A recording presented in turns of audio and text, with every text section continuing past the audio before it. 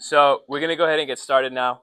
703 is going to be an introduction to higher order polynomials. So in this lesson, we will be graphing. If you have your laptops out, don't put them away. We will need laptops because we're going to use Desmos for some example work. But for now, let's begin with the warm up. We will fill in the blanks using these 5 words that are highlighted now. All right. So I'm just going to kind of call on people and have you guys just take a guess what you think goes in the blank, and then we can kind of move on from there. So let's look at the first example. It says a polynomial function in the form y equals mx plus b is called blank. Now the options are line, parabola, linear, 1, 2, and quadratic. Yes, question. Okay. So what do we think goes in the first blank? Let me hear from. Take a look. Nate, since you won the last one. Go ahead. What do you think goes in the first blank? Parabola? Parabola is something that looks like a U. So I'm not too sure about parabola. Go ahead. Linear, very good. So a y equals mx plus b function is a linear function. This is what we learned in IM1. The shape of its graph is called a blank. What do we think goes there? If it's a linear function, then the shape is a what? A line. Very good. Shape is a line. Now, what do you think the degree would be? There's only 2 numbers, 1 or 2. What do we think? You think 2, you think 1. Correct answer is 1. We'll talk more about degree in just a bit, but let's just fill this in. So y equals mx plus b is called a linear function. It is its shape is a line and it has a degree of 1.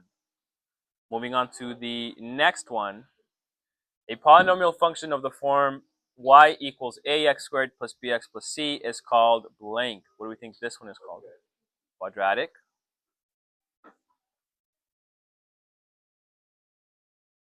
And the shape of its graph is called, raising your hand, what is it called? Josiah? Parabola?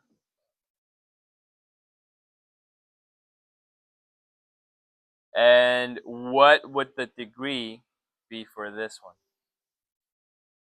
Well, the only other number left over is a 2. So. All right. Go ahead and fill that in. So let's go ahead and take a few minutes of practice now to try and determine the degree for each of the following functions. Now, I know that we haven't introduced what degree stands for or what degree means, so this is where hopefully you will see what it is. So looking at the first example, we have y equals 4x squared minus 5x plus 3. For this example, the degree is 2. Who can take a guess as to why the degree is 2? Where are we looking? Where do we see a 2 in this expression? Raising your hand. Where do we see a 2 in this expression? Ian. On top of the x. What is this known as?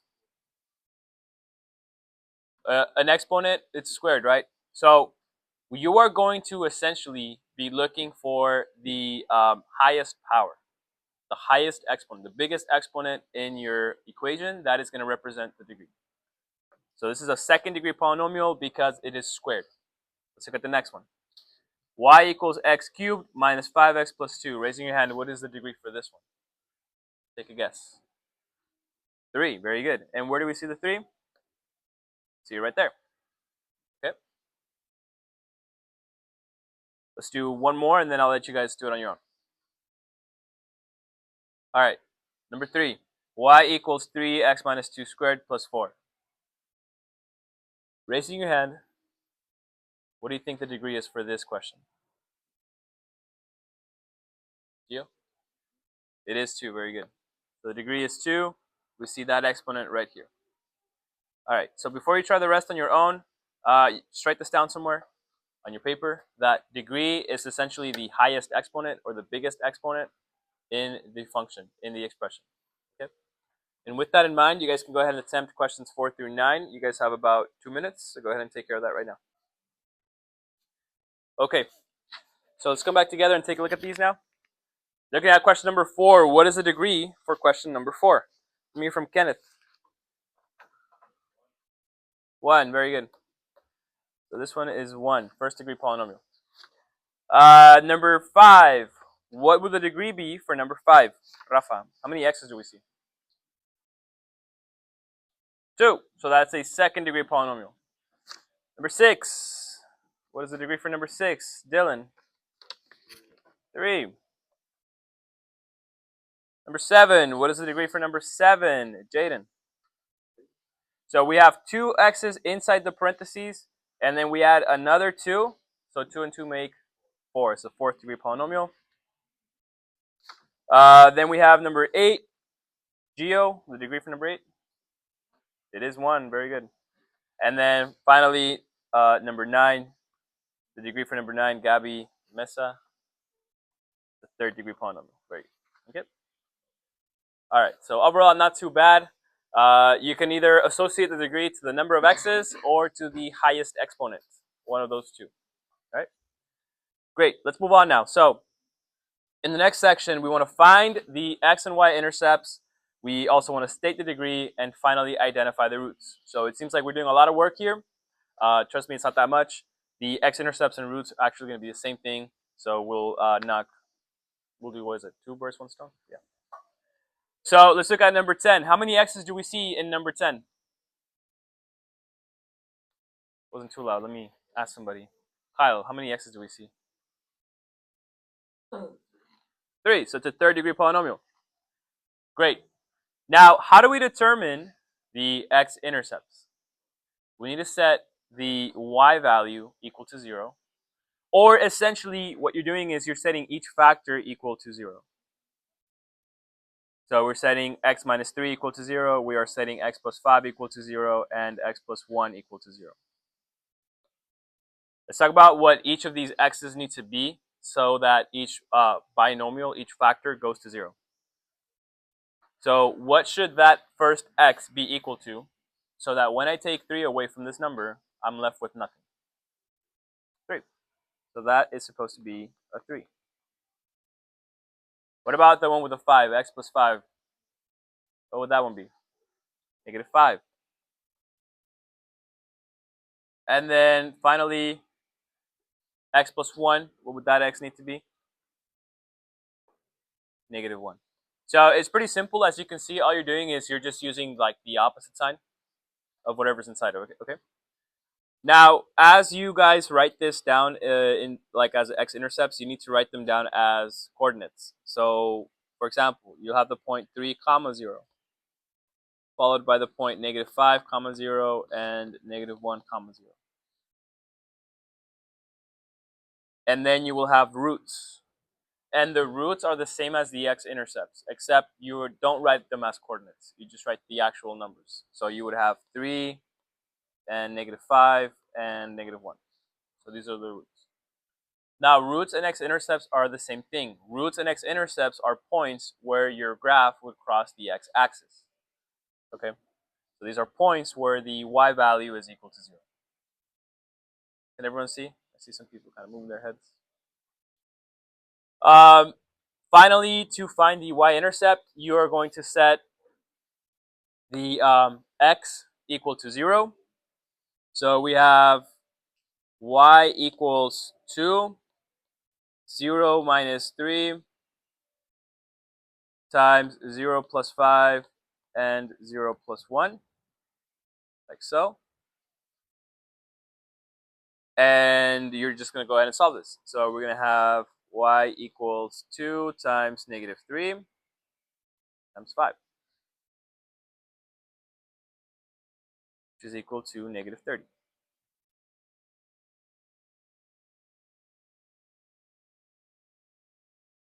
So as a coordinate, you're looking at the point 0 and negative 30. That's your y-intercept. Okay.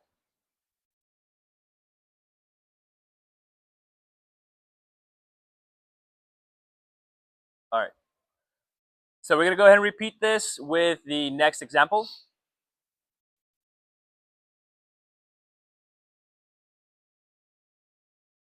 Any questions so far? Okay. Let's look at number 11. What would the degree be for number 11? Let me hear from Paulina. Yes.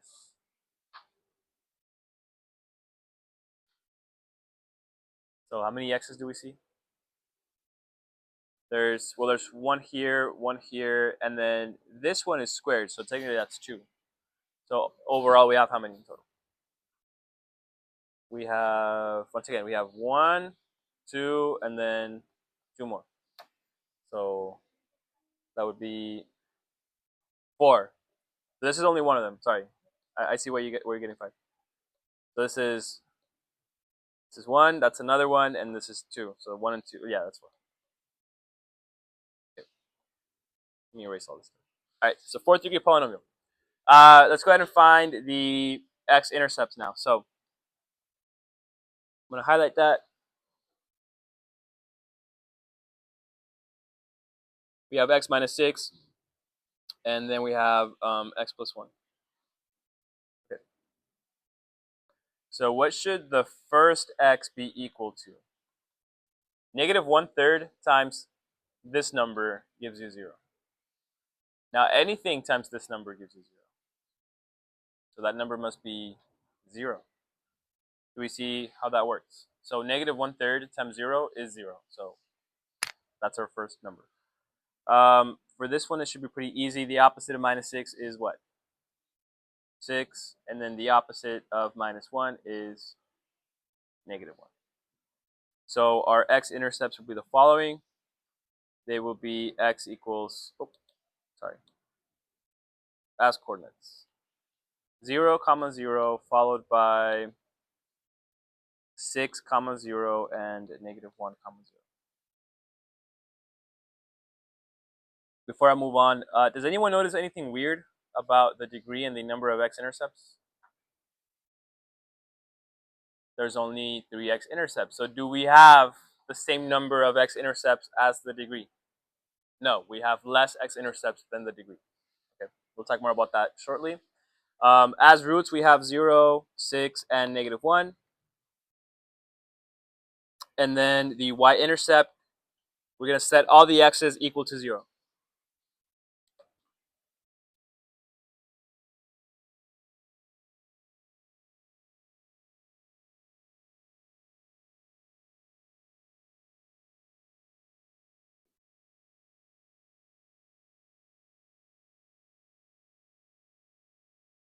Now, for this one, we actually don't need to do a lot of work because everything is going to be multiplied by 0. So what would my final answer be? Anything times 0 is 0. So I'm going to get a y value of 0. So my y-intercept will be the point 0, 0. Okay. Anything times 0 is 0. Now, I can see some like confusion. Oh, that disconnected. I'll put that back up right now. I can see some areas are confused because the x and the y-intercept are the same. That is possible. So that can happen. Okay. Let me go ahead and reset this. 1 second. Okay, so we left off right here. Were you guys able to see this last part? No? Okay. So here is the y-intercept. I didn't realize you guys weren't following along. Once again, because everything is going to get multiplied by 0, your answer would just be 0. Okay, because anything times 0 is 0. So your y-intercept will be 0, 0. And it is the same as as one of the x-intercepts, which I said was fine. It can happen. All right. Okay. So now let's move on to the next section, and let me read the following to you. It says, in the past, you have worked primarily with second-degree equations, also known as parabolas or quadratic equations. In this chapter, we'll be exploring the graphs of polynomials with higher degrees, higher exponents, so third degrees, fourth degrees, etc. The goal of today's lesson is for you to analyze the shape of the graph around the x-intercepts to help write the equation of a polynomial function. Read the function descriptions below and take a look at the graphs. What do you notice and what do you wonder? So here's an example of a third degree polynomial with 3 x-intercepts. What do we notice about this third degree polynomial? Let's talk about, first off, how many changes in direction do we see? So remember that you read a graph from left to right the same way you read a book. So from left to right, what's the first thing that we're doing? Are we going up or are we going down? We're going up. That's your first change in direction. We're going up. Then you hit your peak. And then what do? You start going down. And then you hit your lowest point and you start going up again. How many changes in direction do you guys just witness? 3. So this is 3 changes in direction.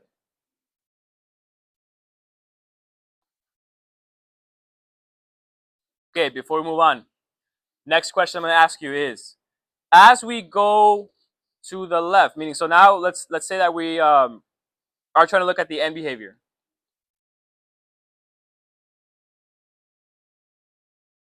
And when I say end behavior, I'm talking about the following. What is happening at the ends of the graph? Are they going in the same direction or are they going in opposite directions? We have the left curve going where? Where's the left curve going? Look at the green arrow. Where is that arrow going? Down. Now look at the opposite green arrow. Where is that one going? Up. So are they going in the same direction or opposite directions? Opposite directions. So let's write that down. The end behavior is opposite directions.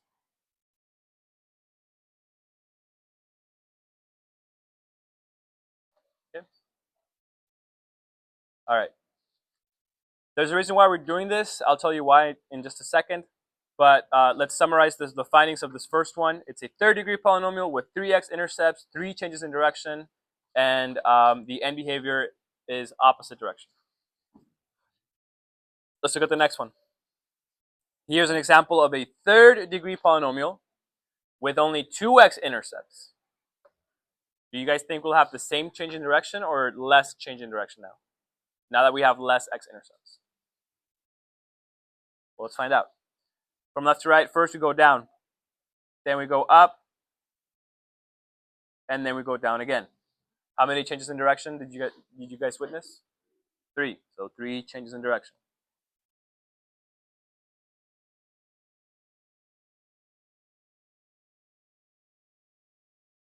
All right. Let's talk about the end behavior. So end behavior.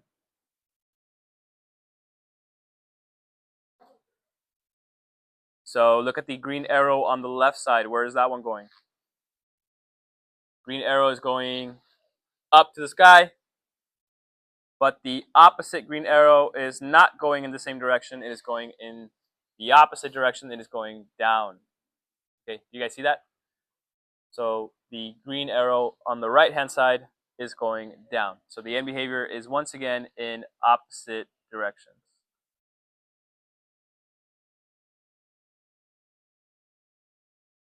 Okay. So for this one, let's summarize our findings. We have a third-degree polynomial. We don't have 3 x-intercepts. We have 2 of them. We have 3 changes in direction and opposite direction end behavior. Let's see how this changes with a 4th-degree polynomial. Let's go down here below. So let's count the changes in direction. We go up, then we go down, then up again, and then down again.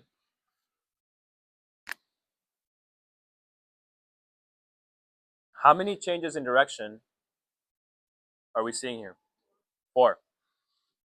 4 changes in direction. Okay, are you guys starting to see the pattern here? The change in direction will be the same as what? The degree.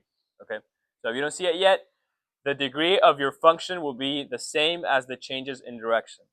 What we cannot say is the same is the number of x-intercepts and the degree, right? The degree and the x-intercepts will not always be the same because this example here is a 4th-degree polynomial, but it has 3 x-intercepts, so they're not the same. It's not a 1-to-1 ratio. But changes in direction will always be the same. And then let's look at the end behavior. What is the end behavior for this one? Are they going in the same or opposite directions? What do you guys think? Well, if we look at the green arrows, they are going in the same direction. Okay, let's write that down. So the end behavior for this one is the same direction. Okay. All right. Let's finalize our findings with the last one, a fifth degree polynomial that is 1, 2, 3, 4, 5. 5 changes in direction.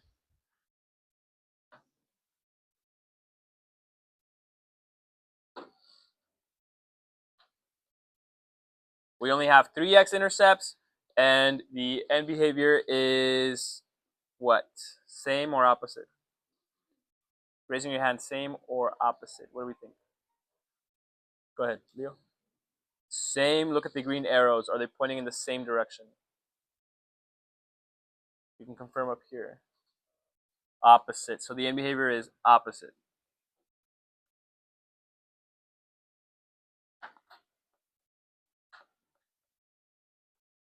And so we'll summarize our findings with this over here. Please write this down somewhere. Now, if you've noticed, when we looked at third degree functions, third degree polynomials, those are considered odd. And why odd? Well, it's a third degree. 3 is an odd number. So odd degree polynomials are going to behave in this manner. They will have the end behavior going in opposite directions. One side will go up, one side will go down. All right. I have an example down there. I don't know if you guys can see it. If not, I'll zoom in.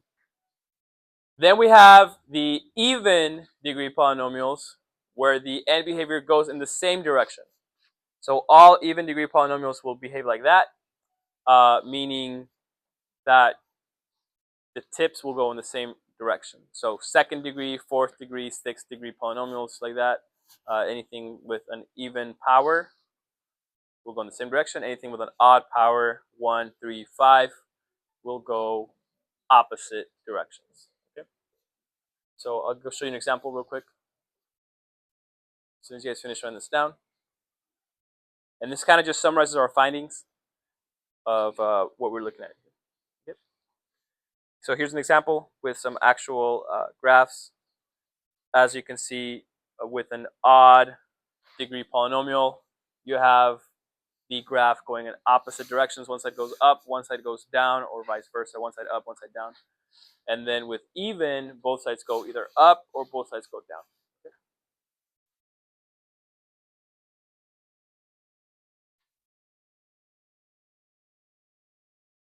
All right. And then last thing we're going to do is summarize the relationship between degree and changes in direction. We found that it is a one-to-one relationship, meaning the degree will always be the same as the change in direction. So you guys can write this down right here. Changes in direction. Degree is equal to the changes in direction. They will be the same.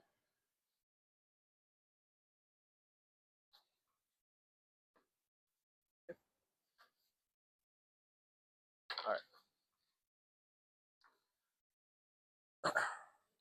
So as you guys finish writing that down, the next activity will be a Desmos. I think we'll do the Desmos after we go on break. We can take our break right now, 10-minute break. When we come back, we'll work on the Desmos and move on from there. So let's go ahead and take our break. The next section is a Desmos, which I think we should do together. So if your laptop's out, you can go ahead and join the code in about 1 minute. After most of you guys have joined, we'll go through the slides together, and then we'll do the remainder of the notes. Okay. So really quickly, either on your phone or on your laptop, type this code in and join the Google Classroom, or sorry, the Desmos.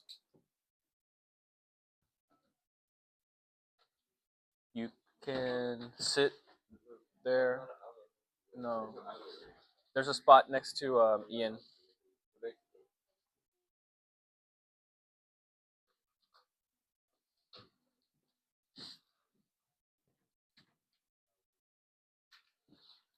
Okay.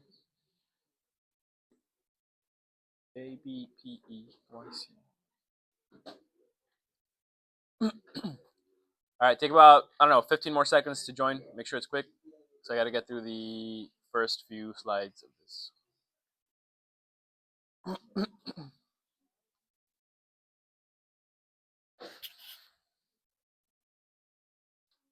All right. If you need the code, it'll be at the top of the screen. or ask somebody next to you.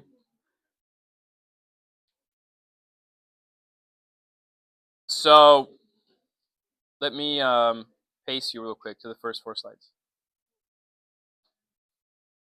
All right.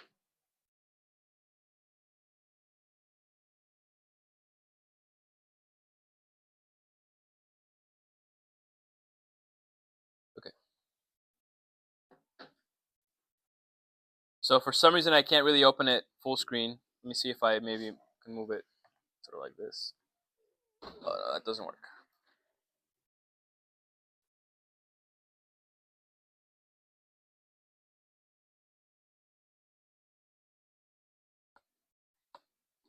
Okay, I'll do it this way. All right, so the second slide, if you guys could go to the second slide. The second slide looks like this, and it is set up as a third degree polynomial. You will notice that in this third degree polynomial, we have x minus m, x minus n, and x minus p. So we have 3 different x-intercepts, and we can move the sliders around, and you can kind of see how that affects the graph. You can either shift it up or shift it down, depending on whether or not our x-intercepts are positive or negative. All right, so we can kind of move this around. What I want to show you, though, is the following. What if I make my intercepts repeat? What if I give them all the same value? So let's say I make all my intercepts equal to the number 2. If that were the case, then how many x-intercepts do I have? So right now, I want you guys to count the number of x-intercepts that you see. How many times have we crossed the x-axis? Let me zoom in so you guys can see it. We crossed the x-axis how many times? How many points do you see that are highlighted? 1. So if I set all of my x-intercepts equal to each other, you will see that I only have 1 x-intercept. If I make one of them different, now how many intercepts do I have? Now I have 2.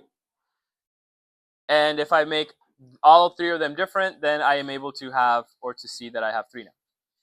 Okay, so it is possible for your x-intercepts to repeat. And if your x-intercepts repeat, then it will affect how many x-intercepts you see. All right, even if it's a third degree polynomial, it is possible to only have 1 root. Okay, it doesn't have to be exactly the same. Now let's look at how that works with fourth degree polynomials. It should be the same thing. Currently, there are 4 roots, meaning there are 4 x-intercepts, and you can kind of see them right here. But if I make some of them repeat, then now I have 3 x-intercepts. I don't know how well you guys can see that. Maybe I need to zoom in more. Now I have 3 x-intercepts. If I make them repeat again, now I have 2 x-intercepts. And then I can make all of them the same, and you'll only see 1 x-intercept. And it kind of looks like a funky parabola. Okay. So let's go back to the notes, and let's kind of fill some of the information in here. So observations for screen 1. So some observations were the following. The degree is equal to the change in direction. So this is stuff that we've already established.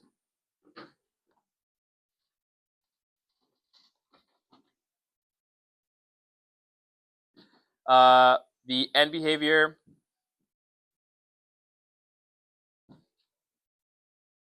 for odd degree polynomials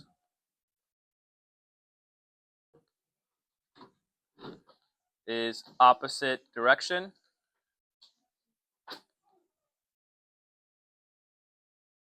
And then the one that kind of overlaps between both of these is the following. That the x-intercepts can repeat.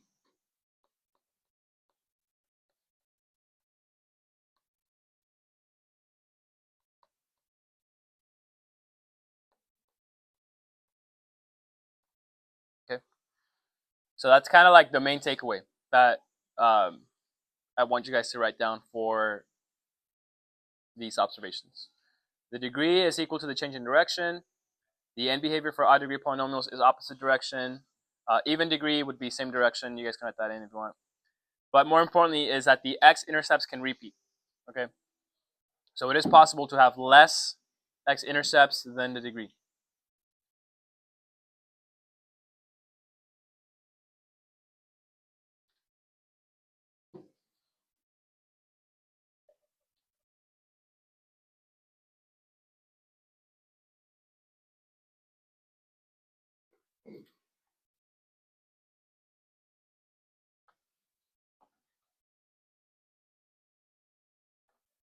Okay, we all good with this part?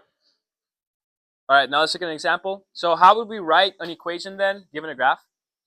It's real simple. It's going to be the same work that we've done before, in the sense that your step one is to identify the roots.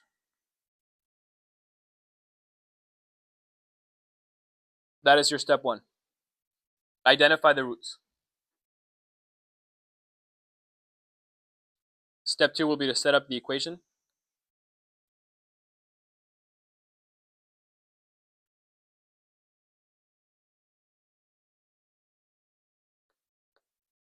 Step three will be to solve for a, basically. So use a point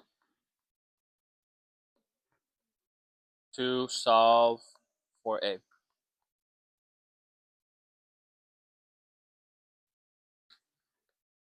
And then step four will be to rewrite the equation.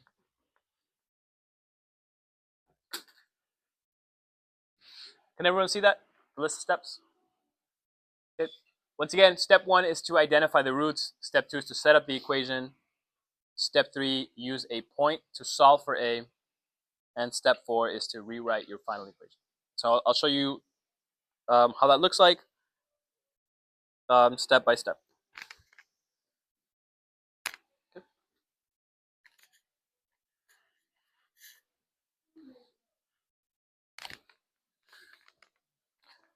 All right. So let's identify the roots. That'll be step one. We have a root here at -3 and 0, another root at 2 and 0, and then your final root at 4 and 0. So that is the first step. We have identified the roots. Second step will be to set up the equation. So we have y equals a, x minus m, x minus n, x minus p. We're going to replace m, n, and p with 4, 2, and -3. So we'll get y equals a, x plus 3, x minus 2, x minus 4. So that right there in blue is kind of like that second step.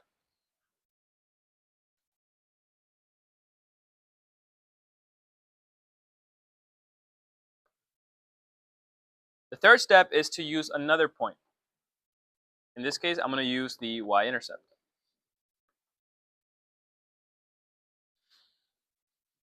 And the y-intercept will serve as my x and y value to replace all the x's and y's in the setup that I have just done in the last step. So I'll have -16 equals a, 0 plus 3, 0 minus 2, 0 minus 4.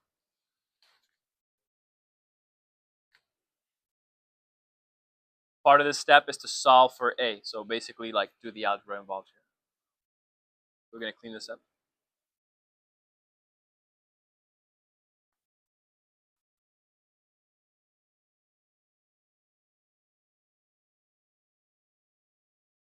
So we get -16 equals a. 0 plus 3 is 3. 0 minus 2 is -2. 0 minus 4 is -4. -2 times -4 gives you 8.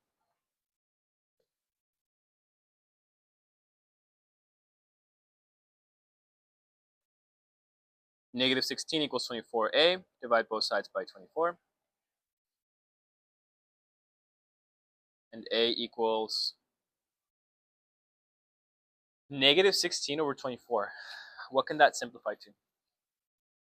What's the GCF? What's the greatest common factor between 16 and 24?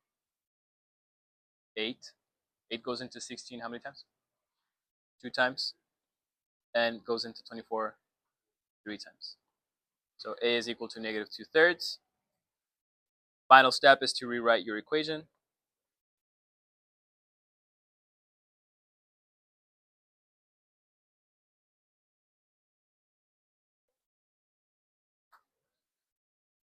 There it is.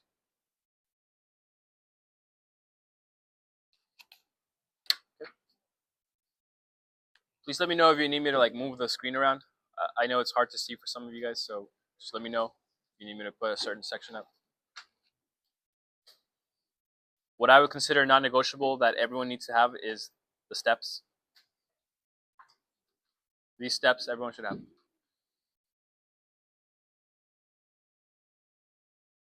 All right. Are we good to move on? Okay. All right. So then the next section is to go back on Desmos screens 5 through 9. I think we can do that together. We can just kind of look at screens 5 through 9 together. I do have to pace you real quick, so give me 1 second.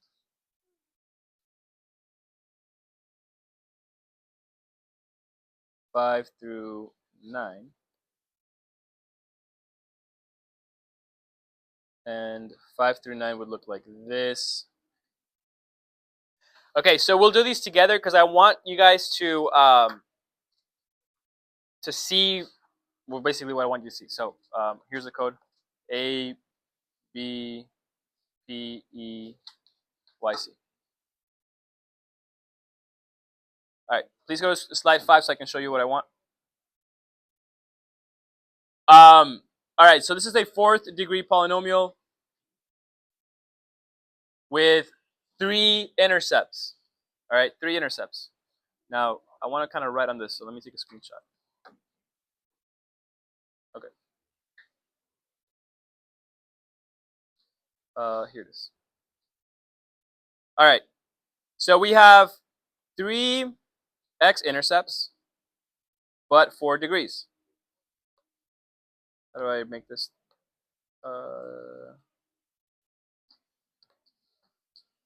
There it is. Okay. This is 4th degree, but only 3 x-intercepts. Here is what I want you guys to take away from what we're looking at. If you have a 4th degree polynomial and you don't have 4 x-intercepts, that is because one of your roots is going to repeat. All right, so I want you guys to tell me which of the 3 roots that we have here repeats, or that you think repeats. We have -8, we have -3, and we have 4. Which of these 3 roots do you guys think is a repeat or happens twice? It's hard, right? You're not really sure what you're looking at. So let me help you out and let me give you some tools to determine this. Single roots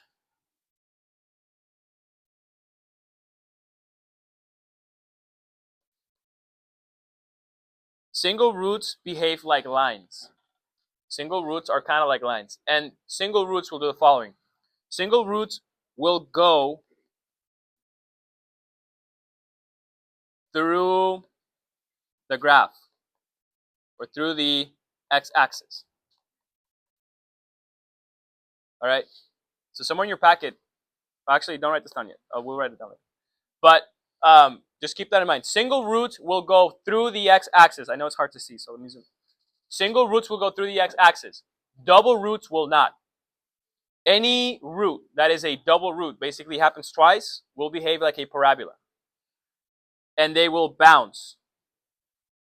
Okay, they will hit the x-axis and bounce off. So I'm going to write that over here. So double roots will bounce off the x-axis. So now with that in mind, can you tell me which of these 3 roots is a double root? Let's look at -8. Is the line going through the x-axis at -8? Yes. So would that be a single or a double root? Single root happens once. What about negative 3? We approach negative 3, we hit negative 3, and are we going through negative 3? No, we are bouncing off negative 3, going down again. So would negative 3 be a single or a double root? Double root.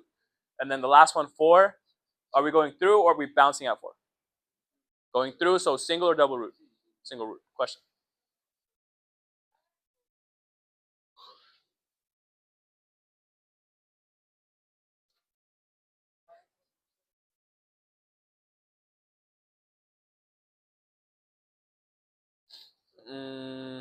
Okay, I see what you mean. So because that's negative 3 and 0, if this is also the same but switch 0, negative 3, then that's a double root? Is that what you're saying? I like the pattern that you're trying to see. I don't know if that would work for all of them. And I know it's kind of hard to see here, but the actual y-intercept is more like negative 2.6 or something. So it's not exactly negative 3. Yeah. Okay. But it looks like we're getting pretty good at identifying double and single roots.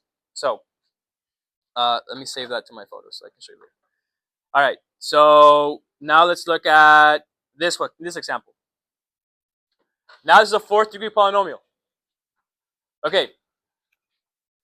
Negative 8. Is negative 8 a single root or a double root? Single root. Is negative 3 a single or double root? Single. Is 4 a single or double root? Double. Okay. So you guys kind of get the idea. All right. Okay. So I think that's pretty much all that I wanted you guys to take away from those slides. Let's go back to the Desmos and let's finish up with another example on the notes. So let's look at the following. We have a 3rd degree polynomial.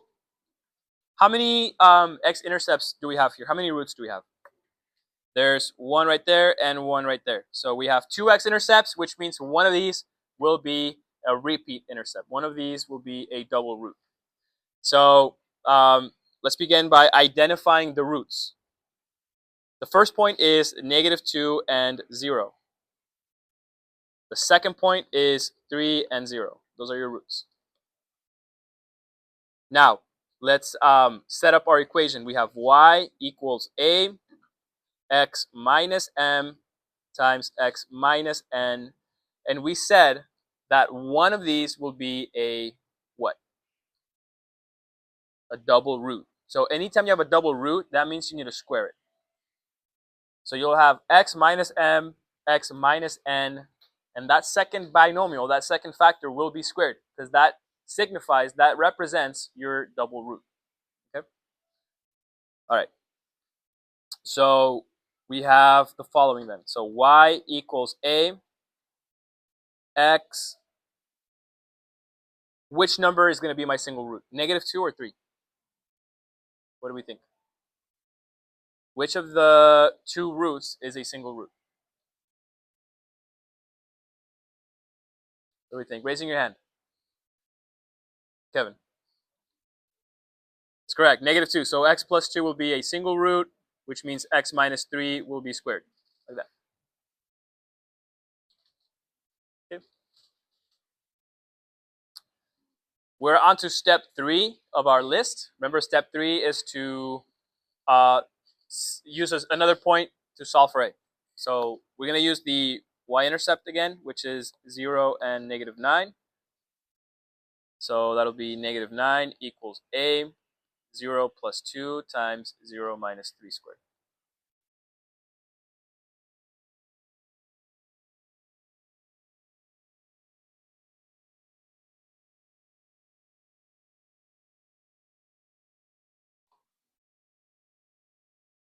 Negative 3 squared is 9. 0 plus 2 is 2.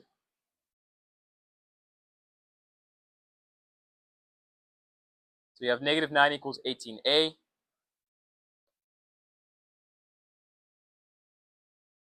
Divide both sides by 18, you get negative 1/2.